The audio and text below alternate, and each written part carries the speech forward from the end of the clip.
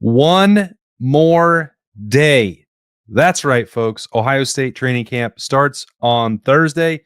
The beat is fired up. I am Austin Ward. That is Jeremy Birmingham. This is the Austin and Birm Show. And if tomorrow is Thursday, that means today is Wednesday. I thought we would be done with off-season content, but guess what? We've got one more off-season stonk watch because the Buckeyes decided to drop 6 more dudes of the week right before camp started. And I'm ecstatic, Berm, because there's practice tomorrow, and today there's extra coverage that we get to break down these Buckeyes who've had fantastic summers. The nice thing is that we get to actually see for ourselves if some of this stuff is proving out, and that's what's really good. We get to see these guys in person. We've certainly seen Sonny Styles and guys like that over the last couple of weeks, and we at the Cardale Jones charity event we saw a number of these guys as well. But to get a chance to see everyone and to see really what it takes, and I'm really interested.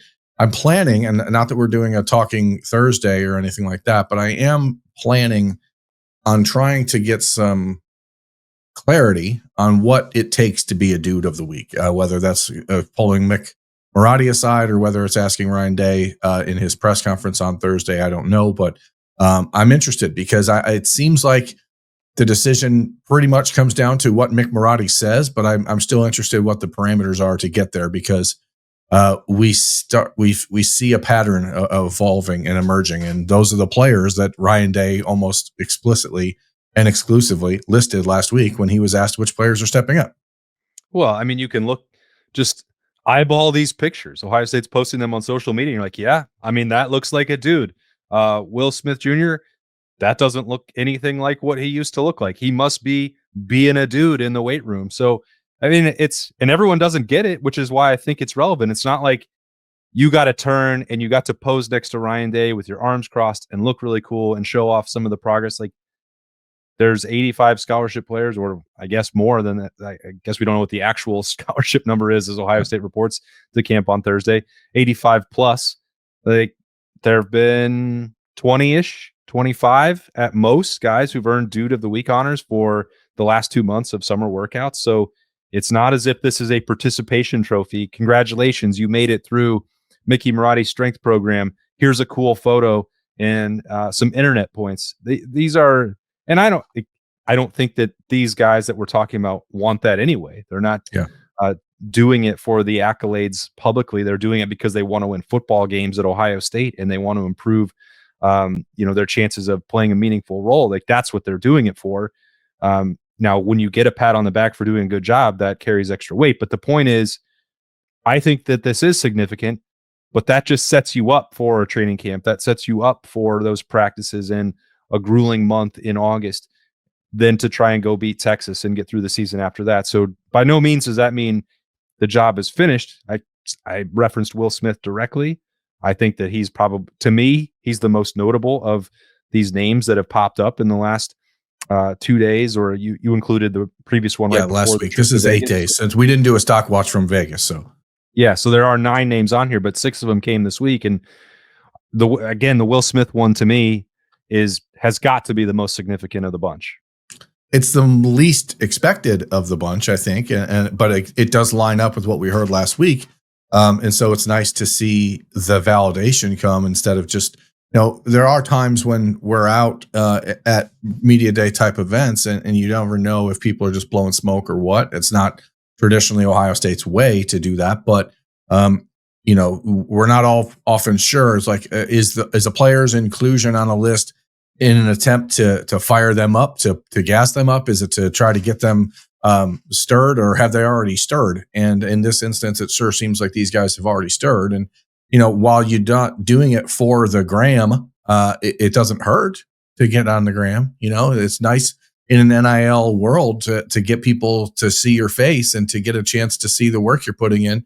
That's important for these kids. And so any opportunity for Ryan Day and Mick Marotti and the Ohio State program to put them front and center and say, hey, this is what Bennett Christian's been doing. Like, nobody talks about Bennett Christian. You know what I mean? Like, and they should. And here is another example of why, because Bennett Christian is a leader on this team, and he's not going to go out there and lead the team in receptions or even finish probably fourth among tight ends in receptions. But like, he's a leader on the team, and people need to remember that and pay attention to that and celebrate that. We know about Sonny Styles. We know about Carnell Tate. We know what's expected now of Kenyatta Jackson and the hype around Ethan Anianwa and the weight loss and everything he's had in the last 6 months. But it's the other guys on this list, Jalen McClain, who, we go back and forth like, hey, is it Malik Hartford or is it Jalen McClain? And the answer is probably both. The Lincoln Kienholz's inclusion on this list is important because it's another sign that this quarterback battle is not anywhere near settled. And Lincoln is certainly not kowtowing to Julian Sayin as the presumptive winner of the battle. So I think it's a great way to celebrate the competition, and it's a great way for people to get a peek inside of the program. Yeah, I talked with Adam King on a Talking Tuesday on the beat plenty about the quarterback battle, so I don't feel the need to do that again. But I was asked repeatedly, like, the difference between Lincoln Kienholz and Julian Sayin, like, what's the extraordinary trait? Because it's so easy to point to the quick release and the accuracy and the arm talent of Julian Sayin. People, well, what does that mean for Lincoln Kienholz? I think his extraordinary trait is exactly this: the dude of the week stuff. It is the competitive mindset and the versatility and dynamic athleticism. Is he ever going to win a pure passing competition against Julian Sayin? Of course not. Is that what Ryan Day wants to ultimately decide and have in his quarterback? Maybe. Only he can answer that. But I think why the conversation is ongoing is exactly this. You look at that picture and then you understand why he's in it. And maybe we'll get better clarity from Mickey Marotti and Ryan Day about what the status is and what the qualifications are to earn a Dude of the Week. But I mean, that's it. You look at him physically, and hitting a softball and playing good golf does not make you a great starting quarterback. But there are ways in college football that you can capitalize on what Lincoln Kienholz does well. His extraordinary trait is extraordinary athleticism. Yeah, and I think at times it comes across as whataboutism when we're talking about Lincoln. Like, well, we're including him because we have to. It's not really good for business to drum up a controversy or a competition that isn't one. And honestly, if Will Howard didn't exist, and I mentioned this a few weeks ago on the show, if Will Howard didn't exist and didn't have the impact that he had on the Ohio State football program in the last year, I think my entire perception of this alleged quarterback competition would be completely different.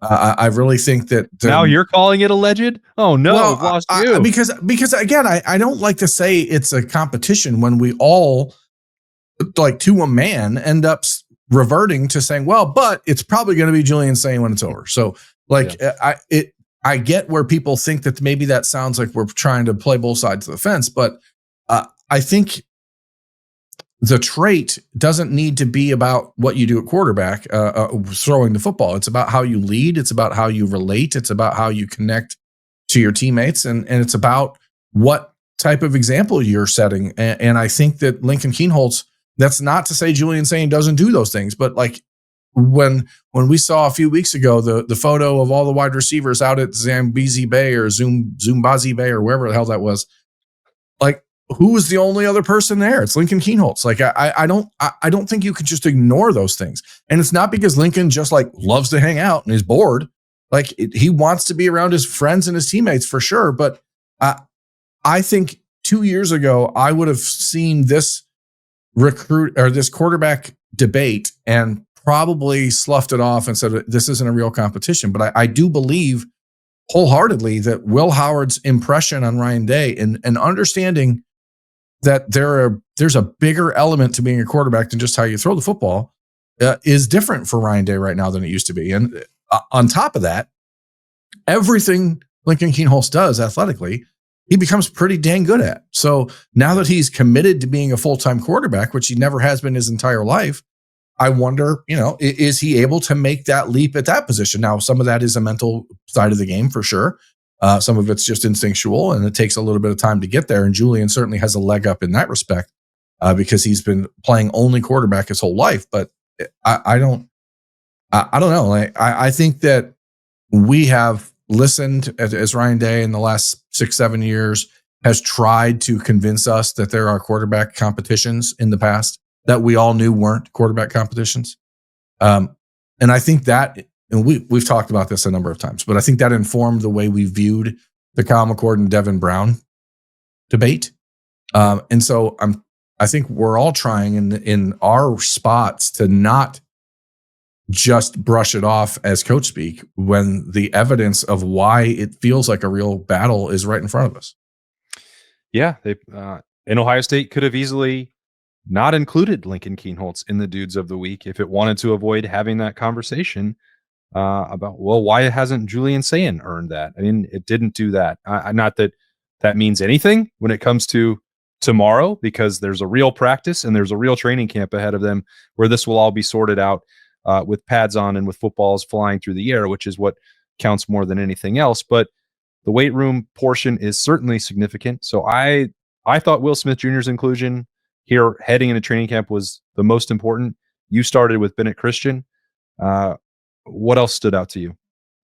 I mean, again, it's the validation of Kenyatta Jackson, but it's also Bennett and Brandon Ennis to me are pretty similar conversations in this way. Like, they have a much larger role than the statistics are going to bear out for them this year. And I it's not to say that Brandon Ennis isn't going to be productive, because I do think he will be. I think he's going to probably finish third or fourth in the team in receptions, which is, pretty valuable. But his role and the spot he's taken over for Emeka Ibuka, I think, is much bigger than just the guy who can be a utility knife in the offense or a slot receiver. Like, the role that Brandon Ennis has taken over is, I'm the leader of this group and I will bring these guys with me no matter what. And that is who Brandon Ennis is. It's why even when he was being recruited, I said over and over, I thought he was the most competitive high school football receiver I've ever seen. And that has not faded one bit. I think it is a throwback kind of mentality that people should love and root for. And it doesn't matter if Brandon Ennis has one catch or 100 catches. I think people need to celebrate the hell out of guys like him and Bennett Christian, who are entering years 3 and 4 respectively and just care about nothing other than the team winning football games. And that is, that it means a whole lot more in the big picture than anything else. And Brandon Ennis is fascinating to me, because I think if you take the generalization, the stereotype, a wide receiver, a 5-star, South Florida, let's just work off of those 3. Now, certainly Jeremiah Smith breaks this mold as well, but it's like, well, there's none of that me first. There's no Keyshawn Johnson, no give me the dang ball coming from Brandon Ennis. He wants the ball, and as you said, he's a relentless competitor. But if it was all about Brandon Ennis and not about the team, he would not still be on Ohio State's roster. He wouldn't have been here for his sophomore year from the second that Emeka Ibuka decided to come back. And I know that you and I have had this conversation on the beat before about Brandon Ennis being on the leadership committee, and not most people, I don't think, even really being aware of that last year. His role as the selfless part of that, and then the work ethic that was still going on behind the scenes to get ready in case something happened to Emeka, or when Emeka was no longer around. Brandon Ennis was working pretty tirelessly, as he ever does. I bet it wasn't very fun to have to cover him if you were a scout team defensive back or a second team defensive back in one-on-ones, because he is still really, really good. He just didn't have the opportunity to be on the field and do that last year. But the willingness to accept that role is significant. And everybody on this roster that is returning from a year ago saw Brandon Ennis do that and saw him accept that role was going to be behind Emeka. And if there were opportunities for him to thrive, like he did against Penn State in a really big moment, then he was going to be ready when the time came. But now that time is going to come a lot more often for him. And the work ethic is still there, and the competitiveness is still there. And I think he's one of the 5 Buckeyes that I'm most anxious to watch this season going into it, because you said he might finish 3rd or 4th on the team receptions, and you're probably right. There's also a world where Carnell Tate and Jeremiah Smith are getting so much attention that Brandon Ennis catches 8 balls a game in the slot and just becomes a nightmare. That's a realistic outcome too. And he will have earned that chance because he's been working for it for 2+ years now. Yeah, and again, I don't know what the production will look like. We don't know what the statistical output will look like. We know he's going to lead, and I think it's crazy to remember that this is a guy that was at one time committed to Oklahoma and had no desire to go anywhere other than Oklahoma. And Lincoln Riley took the head coaching job at USC, and whoops, there's now it's back open for Ohio State, and the impact that Brandon Inniss has had since on bringing in other guys and being a leader for the South Florida Express group, who is a pivotal part of Ohio State's recruiting success in the last handful of years, especially wide receiver. Like Brandon Inniss has been leading for a long time at Ohio State without getting the praise he deserves on the field and the opportunities that he's maybe earned on the field because of circumstances that were out of his control. But now that moment is here. And I think the best part is when a player like that and a person like that doesn't take this for granted, because Brandon Inniss could very easily have developed a chip on his shoulder to this point and said, "Hey, you know what? I put in my time. Give me the damn ball." And he's just not going to be that guy. Instead, he's just going to say, "Get the damn ball to the guy that's open and let's win." And that again means everything at a place like Ohio State, where they only the trait. We go back to the quarterback stuff. My AirPod keeps zapping me for some reason. The exceptional trait Ohio State's looking for at every position is competitive fire, and nobody has that more than Brandon Inniss. Yeah, no, I think you're absolutely right about that. You mentioned Jalen McClain, and I think was it the first week or maybe the second week? Malik Hartford got a dude of the week pretty early on in the summer. Both of those guys taking steps forward to be ready to play is significant. The Malik Hartford piece, I think, is more about him being healthy heading into year 3. Jalen Mm-hmm. McClain, you've been driving that bus, I think, for about a year. It's like didn't quite happen fully as a freshman, and now he's carried over some of that, I don't know, training camp momentum, understanding the speed of the game, a taste of experience into year 2, and then so Malik Hartford's at the front end of the summer, Jalen McClain's at the back end, and I think that's also a pretty fair assessment. I still think Malik Hartford will start next to Caleb Downs, but Ohio State's absolutely going to need both of those guys to complement that, because we've seen them using 3 and 4 safeties in the past. And even if Matt Patricia is not calling it a safety driven defense in this day and age, college football is reliant on those positions and the athleticism that you have there, on the ability to match up with a bunch of different personnel groupings. So Jalen McClain adding his name to that list at the end, I think definitely goes down in the significant category as well. Yeah, Malik was, I think, part of the first trio of Buckeyes to win the Dude of the Week alongside Arvell and Caden Curry back in June. So to wrap up the summer that way, and we've seen Jalen at the Woody when we were there for recruiting camps and stuff, and you could tell he's spending a lot of time there. This is not an award or an honor given lightly. Again, as you said, both these guys are going to have to play. So the idea that Ohio State is going to ride just Jalen McClain or ride just Malik Hartford alongside Caleb Downs does not make sense. I think that they each provide something very different, but they're also both versatile. They both can move around and allow Caleb Downs, most importantly, to move around. So they're going to see the field a lot, each of them. And Jalen McClain, as a player that when he came out of high school, a lot of people didn't really talk much about him. He didn't seem like somebody that fans were paying a whole lot of attention to, but it's a reminder that the traits that Ohio State is looking for are significantly different at times than what the national recruiting rankings people are looking for, because Jalen McClain is 5'11" and out to Ohio State at 185 pounds. And if you look at him now, like he's just yoked up, man. Like that's a kid who works super hard, but he's super intelligent and a guy that really understands the game and, is in line to be that next New Jersey safety at Ohio State to make a name for himself. And like Ronnie Hickman and the guys that have come before him. So it's pretty Jordan Fuller, et cetera. So pretty good group. And again, like all the questions, I think the interesting thing, Austin, is that the groups that we had questions about over the summer seem to have really stepped up. Now, either they've really stepped up or Ohio State's trying to promote the idea that they've stepped up. But it sure seems like the Buckeyes are making it a point to spotlight these guys in these positions that had question marks. Yeah, I've never known Ohio State to be super sensitive to the narratives about the program. I think they're aware of them generally, but they don't respond to them or participate in them. And if they were, like, it's not as if there was Will Smith one week and Jason Moore the next week and Tywan Malone the next week. Like, Yeah. hey, stop talking about defensive tackle. Like, I mean, that didn't happen. And that's why when I say this Will Smith piece, like it feels like it's happened all at once because it was, 8 days ago in Las Vegas where Ryan Day and Sonny Styles were talking about Will Smith. And then, they on Monday they post him as the dude of the week. Like, I didn't know what else to say about Will Smith. And when we'd have the conversation about defensive tackle, and we would skip ahead, it's like, well, maybe to be Jarquez Carter surprising.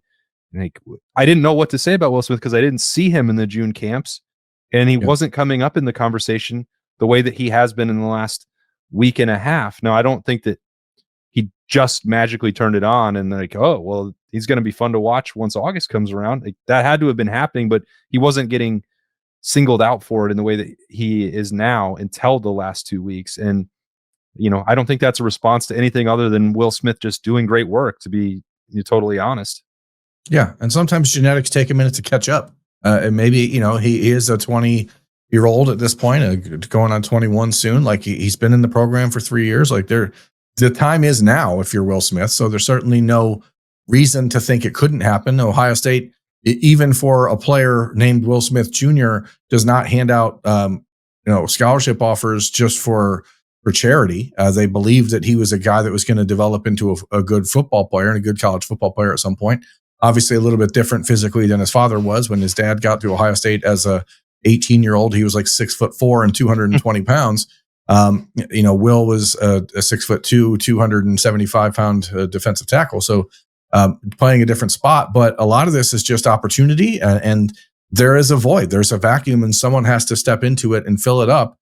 And it's not a surprise to me that the local kid whose father played at Ohio State, who bleeds scarlet and gray in a way that's different than others may, is the one who immediately leapt to the forefront and said, hey, we're not going to let ourselves be mediocre. And I'm excited because, Will, even during his recruitment, was very, very quiet, did not want to talk about his legacy, did not want to talk about his expectations, was kind of reticent to ever talk about himself. He's put himself in a position now where Ohio State's going to be forced to put him forward. And I think it'll be interesting to see how he responds to it, because he's been able to move in silence to this point, but that stops soon. Yeah. Those defensive linemen will have their own training camp day of availability. Looking forward to that. And everybody, we got the schedule earlier this week. Can't wait to be back at the Woody for 3 days of practice starting Thursday, Friday, Saturday. Fans can also get tickets if they're still available if you want to grab those. But that means Snap Judgments will be back. The beat, of course, will continue to roll along, but we'll have fresh stock takes and everything else. And I'm fired up for it. So we'll have 3 things Thursday coming before we get out to the Woody. But business is really about to pick up for the Buckeyes, and these dudes of the week are carrying some momentum with them in there to that first practice. We'll be there, and hopefully you come back to hear some thoughts from us tomorrow as we get out there. He is Birm. I am Austin. Thanks so much for joining us on the Austin and Birm Show. We'll see you later.